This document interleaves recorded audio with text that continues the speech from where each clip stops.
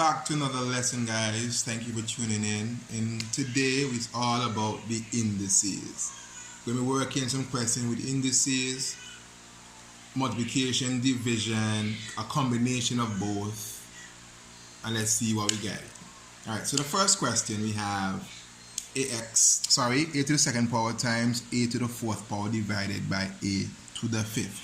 Just a quick reminder, when we are multiplying and our bases are the same, remember, what do I do with the powers? We add the powers.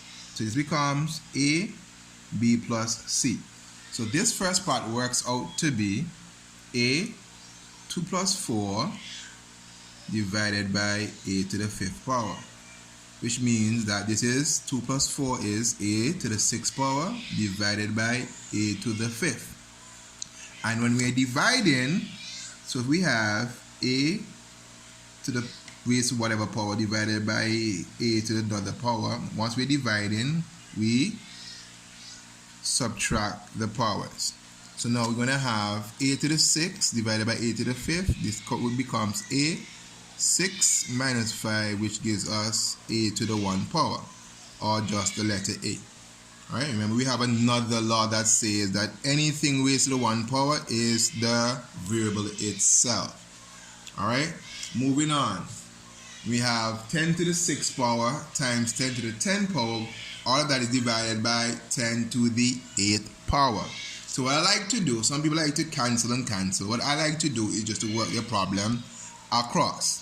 So on the top, I would have 10, and because I'm multiplying, I'm going to add the powers. That becomes 6 plus 10 over 10 to the 8th power. So 6 and 10 gives me 16. So we 10 to the 16th power divided by 10 to the 8th power. And because when we're dividing, remember we're going to subtract the powers. So my final answer will be 10 to the 16th power minus 10 to the 8th, which gives me 10 to the 8th power. You with me, guys? Are you with me? Because we're going to turn it up in a minute. Alright, so our next problem now is a combination now, because we have numbers with the letters. So 4x squared times 3x to the 4th divided by 6x to the 3rd power. Again, most people cancel this, cancel that. Me personally, I like to work it out all across so that no term is left unmanned. What do I mean by that? So, because this one has the numbers and stuff like that, when I'm simplifying with numbers, the first thing I do is that I'm going to multiply the numbers, operate the numbers. So this is a multiplication. So say 4 times 3, I get 12. Okay, that's going to be over 6. Okay, because 6 times 1 gives you back 6. Right? Then the next thing you've done was look at the signs. This is positive and this is positive, so you know that this answer is going to be positive. Next, we're going to operate the numbers. This is where the indices come into play. So I have x to the 2nd power times x to the 4th power, which is x to the 6th power. 2 plus 4 is 6. And at the bottom here now I have x to the 3rd power. Now let us divide. I say 6 into 12, that goes 2.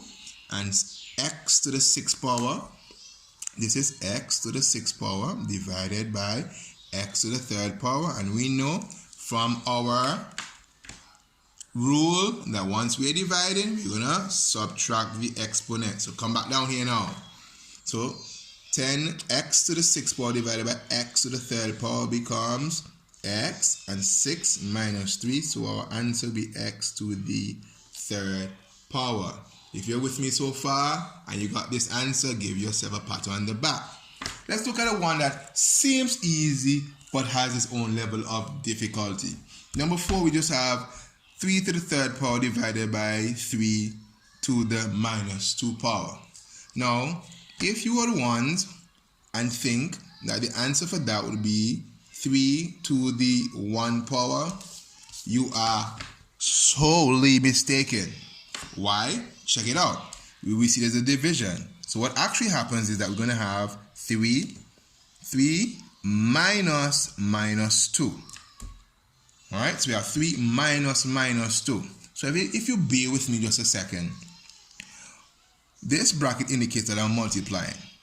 And the law of the sign states that when I'm multiplying two numbers that are positive, my answer is going to be positive. If I multiply two numbers that are negative, my answer is positive. And when I multiply a positive and a negative, my answer comes out negative. So we have a case where we're multiplying two negatives together. So what happens is that now this negative sign becomes a plus sign. So I'm going to get 3 plus 2, which gives me 3 to the 5th power. So even though this looks quite easy, it has a level of difficulty. Remember, once you can't say 3 minus 2. Logically speaking, that does not work. So what we did, 3 minus bracket minus 2, which means I need to do a multiplication. Once I'm multiplying two negatives, my answer becomes positive, so I end up with 3 plus 2, which is 5 to the 5th power.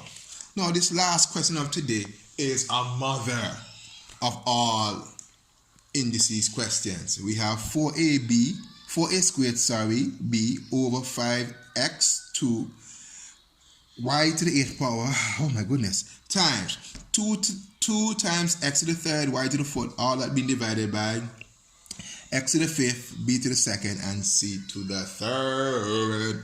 Alright, so what I'm going to do, let's see if we can reduce whether it's vertical or diagonal. Well, I have no number going to 5 or 4, and there's no number going to 2 and 1, so I can't do it like that. So what I'm going to do is just multiply the numbers across. So I have 4 times 2, I get 8, and then 5 is at the bottom, because 5 times 1 is just 5. And now for the tricky part. Let's operate the numbers. So basically in the top, I have a to the 2nd power, b, x to the 3rd, y to the 4th. At the bottom, I have x to the 2nd, y to the 8th, a to the 5th, b to the 2nd, and c to the 3rd. Now, I know it looks all crazy, so that starts to do some reduction now.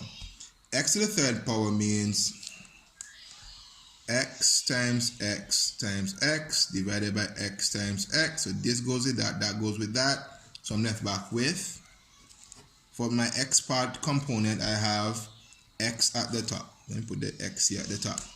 So when I cancel this with that, I'm left back with the x at the top. Right? Let's look at another one. So let's shut down in alphabetical order. We have a. So there's 2 a's here and 5 down here. So when I take 2 from here, I'm going to leave back with a to the 3rd power. That's going to be at the bottom. Let me extend this line a little bit. So those are the a's.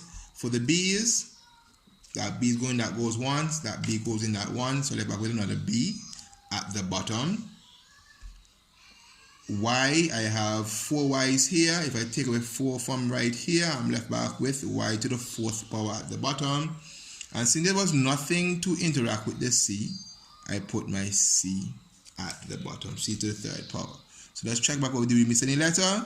We have our x is at the top. We have our y to the 4th power at the bottom. We had the b to the 1 power. We had, right, so we have b to the 1 power, so we have the b's at the bottom. C was by itself. And there we go, guys. If any question, anything you need to understand, leave me a comment, and I'll see you next time.